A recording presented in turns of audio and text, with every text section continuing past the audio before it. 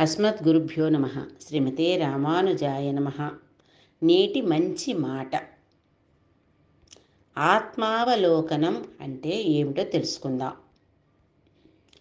చాలామందికి ఆత్మ గురించిన ఆలోచనే ఉండదు. ఎన్ని మార్లు భగవద్గీత విన్నా సరే, వేదాంత గ్రంథాలు చదివినా అంతే. అగుపించని ఆత్మ గురించి ఆలోచన ఎందుకు అనుకుంటారు. కనిపించే దేహమే ప్రధానం అనుకుంటారు. ఇలా అనుకోవడంలోనే జీవితం గతించిపోతుంది. శక్తులన్నీ ఉడిగిపోయి వార్ధక్యంలోకి అడుగుపెట్టగానే కొందరికి ఆత్మవిచారం మొదలవుతుంది. ఈ శరీరం ఇలా అయిపోయిందేమిటి, అలనాటి రూపురేఖలన్నీ ఇలా మారిపోయాయేమిటి? కొంత దిగులు, కొంత విచారం మనిషిని సతమతం చేస్తుంటాయి. కొందరికి వార్ధక్య భయం ఉంటుంది. వార్ధక్య లక్షణాలు దాచుకునేందుకు అనేక పాట్లు పడతారు. జుట్టుకు రంగు వేసుకుంటారు. పడుచువాళ్ళు వేసుకునే దుస్తులు ధరిస్తారు. ఎన్ని పాట్లు పడినా వార్ధక్య చిహ్నాలు మాయం కావు. యవ్వనం తిరిగి రాదు. మార్పులకు మనిషి సిద్ధంగా ఉండాలి. పరిణామశీలం గల ప్రకృతిలో మార్పు సహజం, అనివార్యం. దీన్ని మనం స్వీకరించాలి. అప్పుడే జీవన సత్యాలు గోచరిస్తాయి. అజేయ ధనుర్ధారిగా ప్రఖ్యాతి పొందిన అర్జునుడు శ్రీకృష్ణ నిర్యాణం తర్వాత గాంధీవాన్ని మోయలేనంత అసక్తుడవుతాడు. అప్పుడు గాని అర్థం కాలేదు, తనలో ఇంతకాలము ప్రజ్వరిల్లింది పరమాత్మ దివ్యశక్తి తప్ప తనదంటూ ఏమీ లేదని. నరనారాయణ ఋషుల్లో నరుడే అర్జునుడు, సర్వమానవాళికి ప్రతినిధి.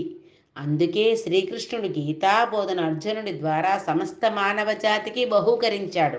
గీత ఒక ఆధ్యాత్మిక గృహం. సాధకుడు విషాదంతో అందులోకి ప్రవేశిస్తాడు.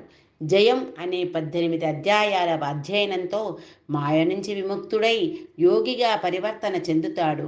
యోగి అంటే దైవస్వరూపుడు. నేనే యోగి రూపుణ్ణి అంటాడు శ్రీకృష్ణుడు. అంటే యోగి వేషధారులంతా దైవస్వరూపులని కాదు. వేమన యోగికి వస్త్రాలే ఉండేవి కావు. రమణ మహర్షులు అంతే, చిన్న కౌపీనం ధరించేవారు. యోగులు శరీరంతో అనుబంధం పెట్టుకోరు. దానికి ఎలాంటి ప్రాధాన్యం ఇవ్వరు. అంతరంగంలో దేదీప్యమానంగా వెలిగిపోయే ఆత్మ వెలుగులు వారి మొహంలో ప్రస్ఫుటమవుతుంటాయి. నిర్మలమైన చూపులు, చెరగని మందహాసంతో వారి ప్రతి పలుకులో ప్రేమ తొణికిసలాడుతుంది. భగవంతుడి భాష ప్రేమ. ఆయన అనంత ప్రేమ అనేక రూపాల్లో అనుక్షణం మనల్ని ఆదుకుంటూ ఉంటుంది. ఆత్మను స్పృశిస్తూ పరవశింపచేస్తుంటుంది. ఆ పారవస్యాన్ని అనుభూతి చెందాలంటే మన ఆధ్యాత్మిక జీవితం ఆత్మావలోకనంతో ఆరంభం కావాలి.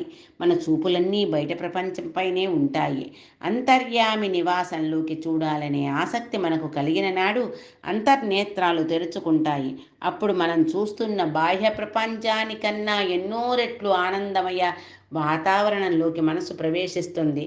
మనోనేత్రాలకు కనిపించే దివ్య దృశ్యాలన్నీ మనల్ని పరవశుల్ని చేస్తాయి.